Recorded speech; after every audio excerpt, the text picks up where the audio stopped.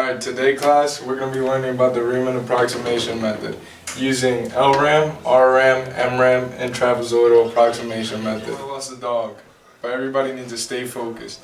This is very important. We're using this to find the area under the curve. Now what does LRAM mean? Left rectangular approximation method. Remember that, that's going to be key.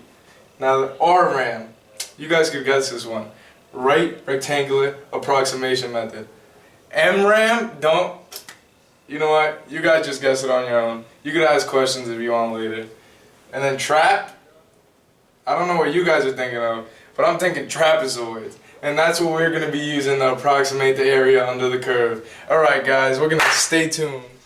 Alright, so we're starting off here with problem number 1. I know this is a lot being thrown at you right now, but I don't care, we're going to learn this real quick. So, the function is f of x equals 16 minus x squared. But don't worry about this so much right now. We're only worrying about a small portion of this whole function. We're only worrying about x equals 0 to x equals 4. Those are our bounds. The formula below it right here, that's going to be how we determine the width of every rectangle we use when we're approximating under the curve.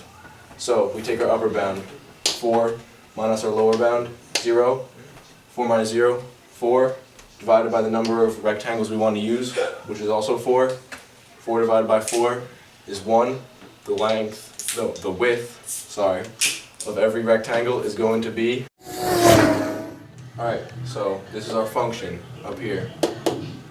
We're going from 0 to 4, so when you graph it, make sure you only look at the area from 0 to 4.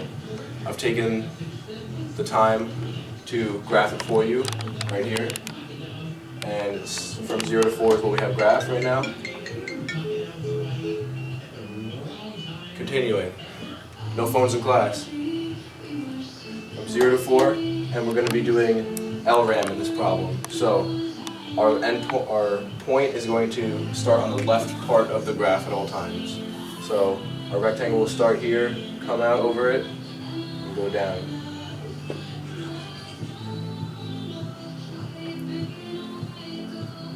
That's our first rectangle right there. Our next one will start slightly below the first one.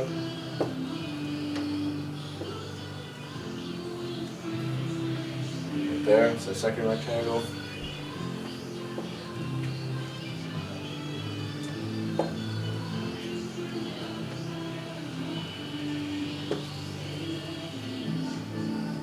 It's our third rectangle, and since we're using 4, we need one more, so.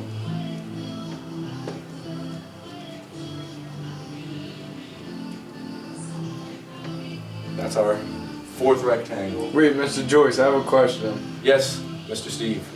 How do you know the width of the rectangle?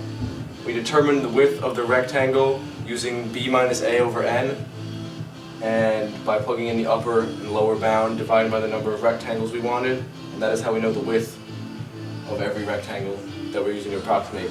Now, as you can see, do you think this is going to be an over or under approximation based on the area inside of these rectangles? I don't know. Let's ask some other people in the class. Alright class, tell me what you think. I think I heard someone say over approximation, and that would be correct. Because we have extra over here, here, here, and here. So it's going to be too much. Alright, so after you've gotten your rectangles drawn, we're going to start to do the algebra part of this. So we're going to take 0, plug it into the function to give us the point where the rectangle starts off of the parabola, okay? So plug 0 in to the function, 16 minus 0 squared is 16. So for the first height over here, we've got 16.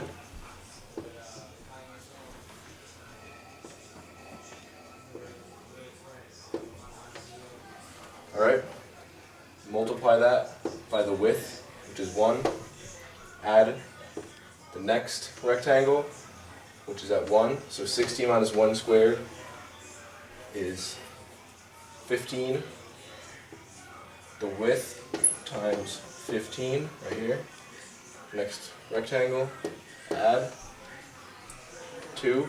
16 minus 2 squared. 2 squared is 4. 16 minus 4, 12. 1 times 12. And our last rectangle right here, which is at 3. 16 minus 3 squared, which is 9. 16 minus 9, which is 7. 7 times 1. Now, what you're going to do is, you're going to add all these together, and that will give you the approximate area under the curve. So, we got 16 times 1, 16, plus 15 times 1, plus 12 times 1, plus 1 times 7. So, if you add all these together, I'm thinking it's 50. 50 units squared is the approximate area under the curve of this function using LRAM. Alright, so some people in the back told me it was hard to read, so I rewrote it so everyone could see it better. And this is the work, and this is the answer, 50 units squared. Don't forget, you got to use those units correctly so you don't get points off on your test. Wait, why do you have that 1 in front of everything?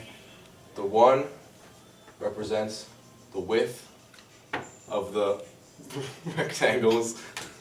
That makes sense, thanks. Alright class, we're going to do the same function we were working with LRAM, except now we're going to be doing RRAM. Same bounds, same everything. We're going to start off by drawing the rectangles.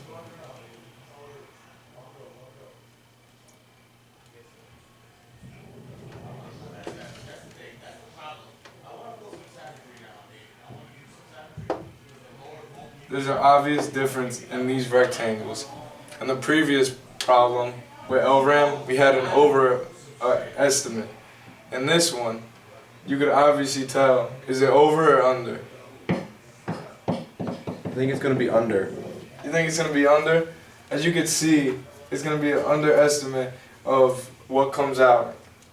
So now, what we want to do is find the y-intercept of where the rectangle intersects with the parabola we drew.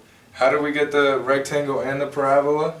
The parabola is from our function 16 minus x squared, and we took the right edge and connected to the parabola where they intersected. So what we want to do is take the first one and plug it in. So 1 squared minus 16 is 15. So 15 times 1 is the width of the rectangle, plus 2 squared minus 16, which is 12, times 1, because of the width. Remember, you always have to add that 1. And then 3 squared minus 16 is 7. And then 4 squared minus 16 is 0. I want you to everybody in the back, the color, I know. I just don't realize what marker I'm using, it's hard to see.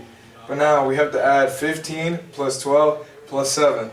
Hey Alexa, can you add 15 plus 12 plus 7? I don't know that one.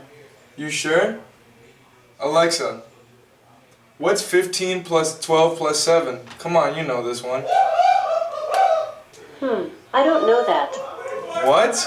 Alexa, it's 34, come on. You're in Calc honors for a reason, you should know that. Guys, that's simple addition. We learned this in like 1st, 2nd grade. Come on guys, I'm disappointed. I know you guys know it.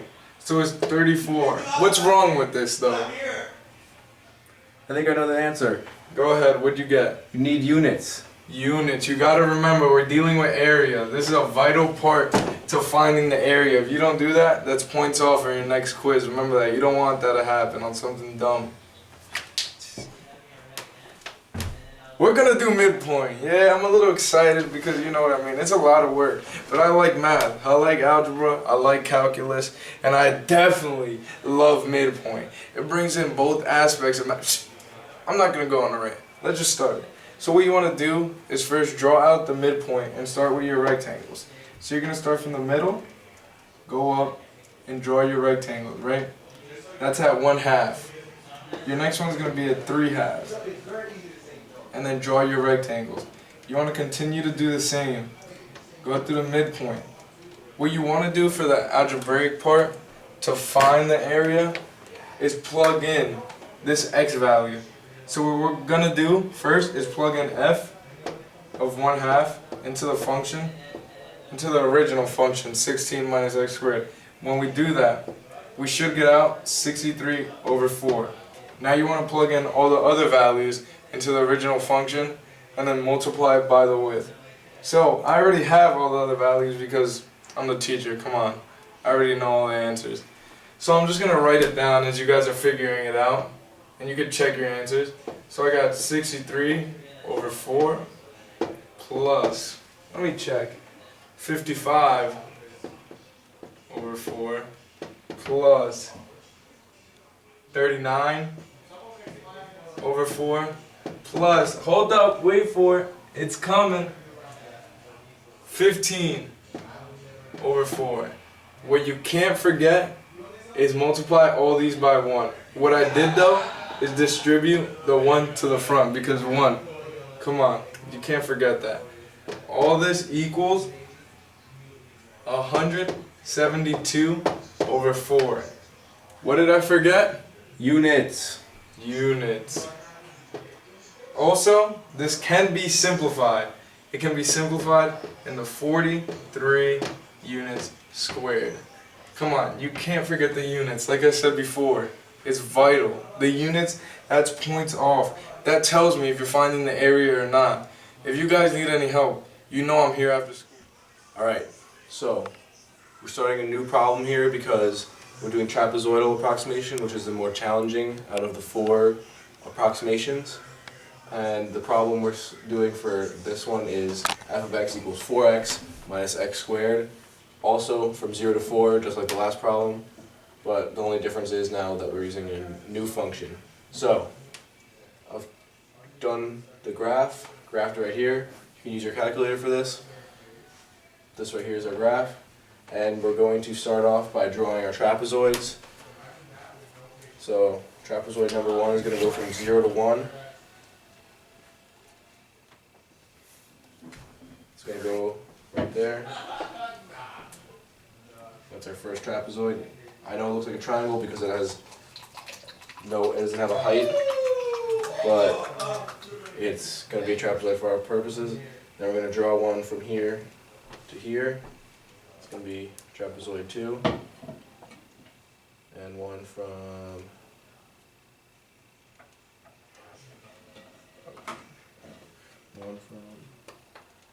here to there, and one from there to there.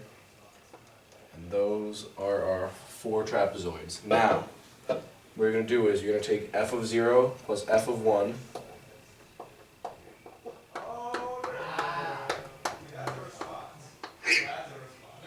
divided by 2 times 1, which is the width. Then we're going to move on to, we're going to add f of 1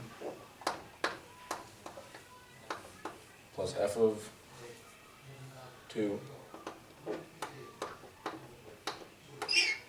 divided by 2, again times 1, but I'm not going to include it, I'm just going to bring the 1 out to the front.